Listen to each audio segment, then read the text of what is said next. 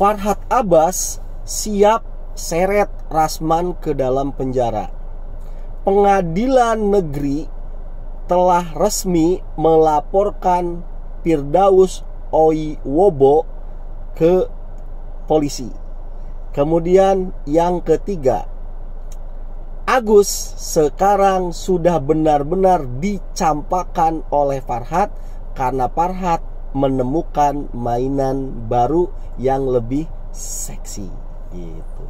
Oke, kita masuk dulu ke yang pertama, yaitu Firdaus Oiwobo itu sekarang dilaporkan oleh pengadilan negeri yang kemarin jadi tempat ributnya, kisruhnya Rasman versus Hotman Paris yang berkelanjutan dengan naiknya Firdaus ke meja pengadilan. Sikap dari lembaga kami sudah melaporkan kejadian tersebut. Ya, sudah kita laporkan. Yang dilaporkan siapa, Pak? Yang dilaporkan adalah Dr. Haji Rasman Arinasution, ya, dan kawan-kawan tentunya. Seperti saya jelaskan di konten-konten sebelumnya, bahwasanya dengan dipecatnya seorang pengacara dari organisasi advokat, itu tidak serta-merta dia dicabut lisensinya dari kepengacaraannya. Maksud dicabut lisensi itu adalah dicabut haknya untuk bisa mendampingi hukum seseorang. Ya, bahasa mudahnya sih nggak boleh beracara hukum. Berhukum acara tuh dia udah nggak boleh.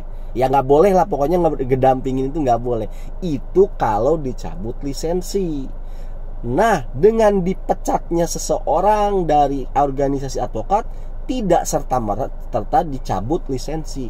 Nah, aturan main semacam ini menjadi dilema. Kenapa saya katakan ini menjadi dilema? Bahkan ini menjadi presiden buruk untuk hukum di Indonesia, untuk pengacara di Indonesia. Karena dengan demikian tidak adanya pengawasan kode etik. Bahkan pengawasan kode etik yang dilakukan oleh organisasi advokat menjadi sia-sia.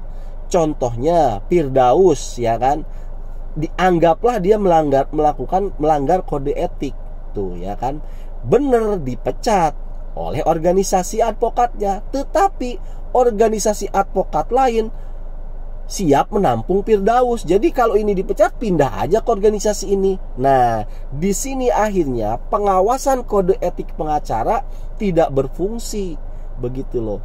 Dan memang sekarang belum ada lembaganya yang bisa mengawasi si pengacara yang melanggar kode etik ini, begitu loh.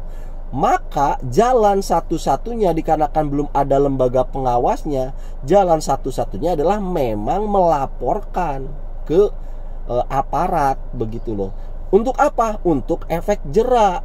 Nah, untuk supaya dicabut lisensinya, efek jera kepada pengacara lain. Karena kalau ini tidak dilakukan, akhirnya para pengacara ini semakin tidak terkontrol. Di kemudian hari nanti dalam persidangan dia akan berbuat semena-mena gitu. Nggak ada yang bisa, misalkan yang bisa menghukum gue, kata pengacara itu. Misalkan dihukum sama organisasinya, dia bisa pindah ke organisasi lain, begitu loh. Makanya cara satu-satunya adalah dilaporkan, karena yang berhak mencabut untuk sementara ini ya, karena belum terbentuk lembaga pengawasnya, yang berhak mencabut lisensi pengacara itu pengadilan, begitu loh. Nanti ada diketok palu, dicabut lisensinya, begitu loh. Kalau nanti seandainya Firdaus gak terima, banding, baru kemudian diajukan lagi ke MA, dan MA memberi putusan terakhir, getok gitu, akhirnya dicabut lah itu, begitu loh. Makanya ini kayaknya sih bakalan beneran dicabut ini si Firdaus, karena ini sebagai yang pertama kali di Indonesia. Ini juga seakan-akan hukum di Indonesia ingin menunjukkan gitu loh, marwahnya gitu loh, harga dirinya pengadilan, harga diri hukum di mata masyarakat begitu. Dan ini baru pertama kali ada pengacara naik ke meja, dan ini bisa seenak jidatnya itu pindah-pindah organisasi advokat, dipecat ini pindah ke sini. Nah, sepertinya ini akan terus didesak supaya benar-benar dicabut ini si Firdaus ini, si Daus ini dicabut lisensinya begitu loh. Itu yang pertama. Kemudian yang kedua, Farhad siap seret Rasman ke penjara begitu. Pak polisi, tangkep Pak, jangan disuruh istighfar, jangan disuruh sadar-sadar, Bapak tangkep. Bapak akan dibela oleh pimpinan Bapak gitu. Besok Pak, khususnya kepada ketua majelis, besok kalau kura-kura ninja dan pengacara-pengacaranya mengancam tidak akan sidang gara-gara majelisnya diganti, langsung Bapak buat penetapan, tangkep. Punya kewenangannya, tangkep. Dia kalaupun misalnya nggak boleh nahan ancaman di atas di bawah 4 tahun, dia mau kelapor kemana? Tunggu aja putusan setelah putusan pengadilan tinggi. Mau pra-peradilan kasus di pengadilan kan tidak mungkin. Itu adalah kewenangan. Kenapa Farhad begitu menggebu-gebu banget nih mau nyeret Rasman kemana, ke penjara? Karena sekarang dia sudah menemukan mainan baru yang lebih seksi. Bahkan ketika dia nimbrung di kasus ini, selain pansos, selain terkenal, baru kemarin diundang ke TV swasta tuh Farhad ini, nama baiknya pulih. Kalau kamu baca tuh netizen Indonesia komen-komennya, mulai memuji Farhad lagi begitu ya. Itulah orang Indonesia tuh pemaaf. Kemarin hujat-hujat Farhad, ya kan? Sekarang muji-muji lagi, Bang, tumben lu sekarang waras. Bang, tumben argumen lu keren gitu. Banyak itu sekarang yang ngedukung Farhad begitu loh. Karena memang sekarang dia itu membela yang bener gitu. Argumen-argumennya hanya keluar lagi. Dia sebagai ahli hukum itu, pengacara itu, dia mulai keluar tuh ilmunya. Lain ketika bela si Agus, ngaco tuh ya kan argumen-argumennya.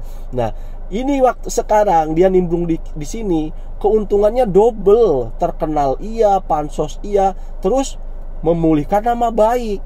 Netizen pun sekarang sudah mulai suka lagi sama si Farhad ini. Makanya dia menggebu-gebu banget pengen nyeret si kura-kura ninja ke penjara, katanya begitu. Saya siap bela hakimnya gitu. Nah, ini sampai diundang ke televisi tuh Farhad. Nah, ya habis itu bagaimana nih dengan si Agus? Ya sudah. Nah, si Agus bener-bener apes, sudah bener-bener jadi ampas nih nasib si Agus.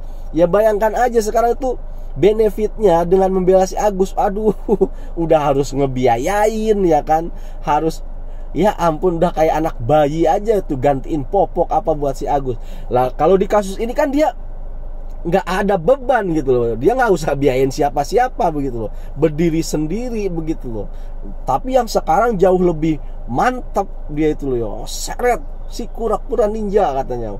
Wah, double ini nih sekarang nih si Farhad nih ya kan gitu. Nah, makanya kita ini sebagai masyarakat, kalau benci ya jangan terlalu benci berlebihan begitu loh. Kalau suka pun jangan terlalu suka berlebihan pada seseorang. Ya buktinya kan orang tuh berubah-berubah. Kemarin mungkin kalian ada yang gedek banget sama Farhad, benci banget, sekarang berubah tuh. Kan kita jadinya gimana coba? Kemarin benci banget, ngehujat, sekarang Farhad bela kebenaran. Masa wah gimana gitu. Ataupun kalau kamu suka ngefan banget sama orang, ya jangan begitu juga. Suatu saat dia bisa berubah ya kan begitu. Dulu juga kalian sama Agus seneng banget, kasihan ya kan. Tiba-tiba berubah tuh. Makanya jadi orang tuh skeptis begitu loh. Jangan terlalu menggebu-gebu, ya biasa aja begitu loh ya. Contohnya nih si Farhad ini ya kan, terus bergulir. Ya sudahlah, buat Agus Anda gimana? Ya dikiranya mungkin Anda ini ngiranya bakalan terus tenar, bahkan terus dilulukan ya kan sama orang. Enggak Gus ya kan. Ini sekarang udah terbukti tuh, kasus sudah mulai berubah, trendingnya juga mulai berubah. Siapa yang pedulin kamu? Kalau kemarin ada yang bela-bela kamu, membela kaum lemah, bela kaum lemah, bukan Gus. Kamu tuh gak usah kegeeran gitu loh. Gak usah kegeeran itu karena kamu terkenal kemarin. Kalau sekarang udah gak terkenal, ya udah gak ada istilah pembela kaum lemah tuh, kamu ditinggal udahlah. Gitu loh ya. Kakaknya lu malah percaya Farhad kemarin, lu bukannya percaya Nopi. Gus ya. Terima kasih karena sudah menyimak.